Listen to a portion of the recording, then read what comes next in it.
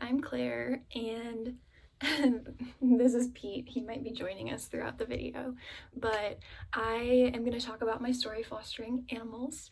So just over 2 years ago, it was the end of October 2018, I started fostering animals, my family did, and since then we have fostered 60 animals, which is kind of crazy to think about. We've done that in 2 years. So I want to talk about how I got started fostering. So in October of 2018, I was volunteering in the medical department at my local shelter, and I saw this dog named Putty. He was a 13-year-old pit bull, and he was super sad at the shelter. He didn't want to eat anything. He didn't want to move. I took him on a walk, and all he wanted to do was walk away from the shelter. I had to get people to help me carry him back into his cage because he just didn't want to go back. And I went home and I told my parents about him, and my dad surprised me and said, "Do you want to foster him?" And I was like, yes. We'd never fostered an animal before. I'd always wanted to, but it never really seemed practical because we have 2 dogs and 2 cats already at home, or we did at the time.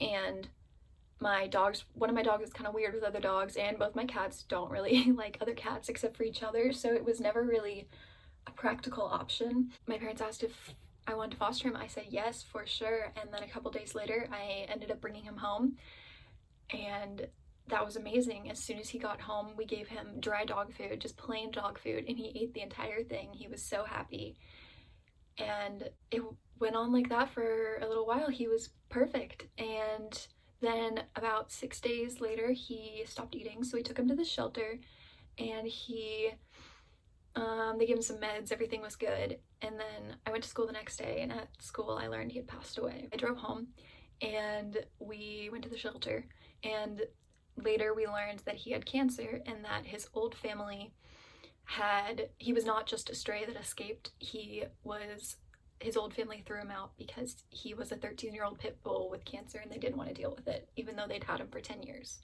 which was mind-blowing to me. I was like, how would you do that? But through my bond with Putty, it started a whole new chapter of my life, my family's life, and since then we've been fostering, and I can't imagine us not fostering anymore.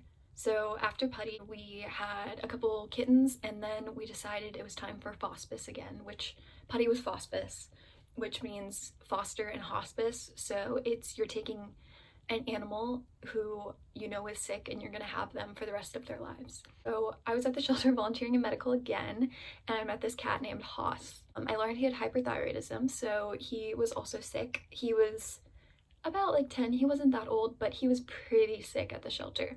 So I brought him home, which was the best, but we ended up giving him lots of meds, lots of food, lots of love, and we had him for 2.5 months. He lived in my bedroom with me for 2.5 months, and he was the best cat. We always called him Buddy Boy. He was my little buddy. And so 2.5 months after we brought him home, he went for a checkup at the shelter, and they decided he was healthy enough to go get adopted, which was incredible. He was never supposed to get adopted. He was a hospice case. He was supposed to come live with us for the rest of his life, but no.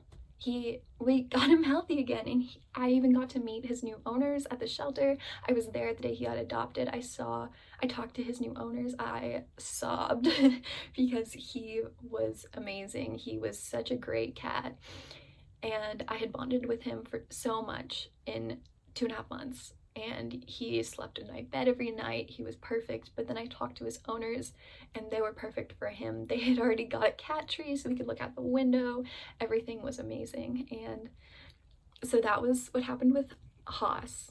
And then we fostered some more. We did some feral kittens. We did some sick adult cats.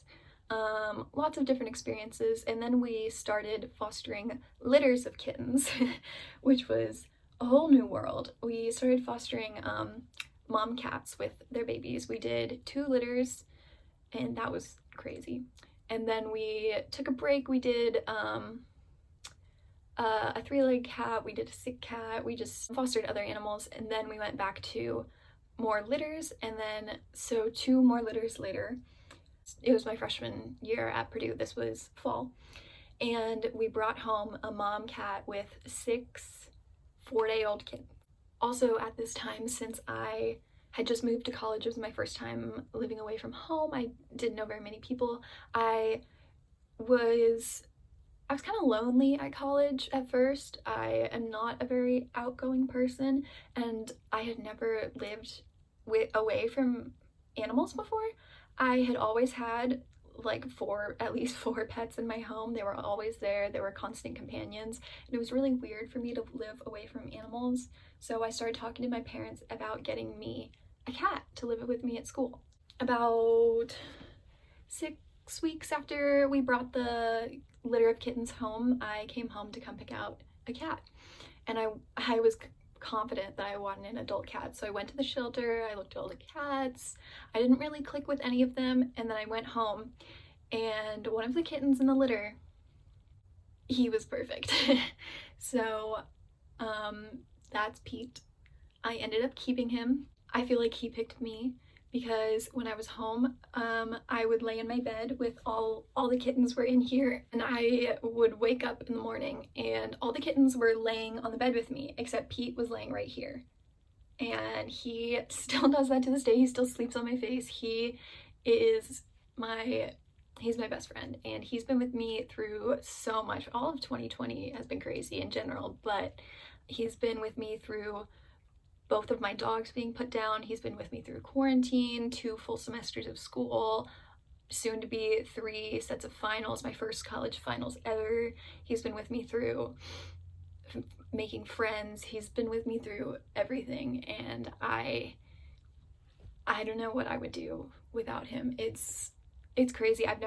Before him, I've never had a pet that was specifically mine, and having a pet that would choose me over anyone else is mind-blowing. Like, our bond is just insane. He's still crazy.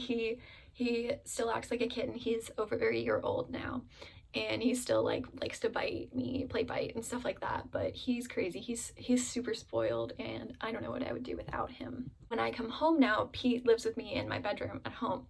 But we didn't want to give up fostering, so we decided we're gonna make another room in our house the foster room. So then after that, when quarantine started, when we got sent home, we fostered an adult cat, and then we, for some reason, decided to foster a feral mom cat and her 4 kittens, which I'm really glad we did now. It was a really rough experience, but I'm really glad we did now because one of my really good friends actually ended up adopting one of the kittens from that litter, and now that's her cat, which is great. And then we did some more kittens, lots of kittens. We did kittens without mom cats. Our last fosters, right now we don't have any, which is really weird.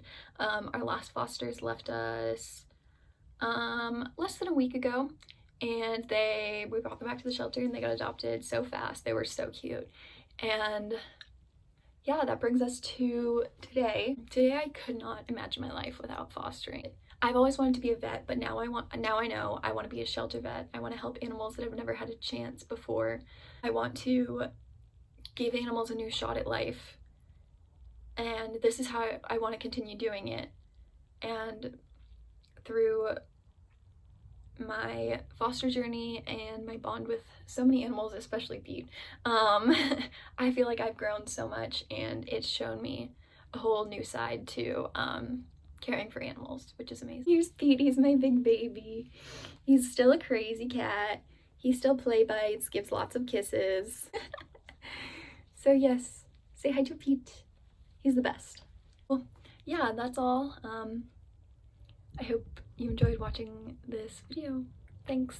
Bye.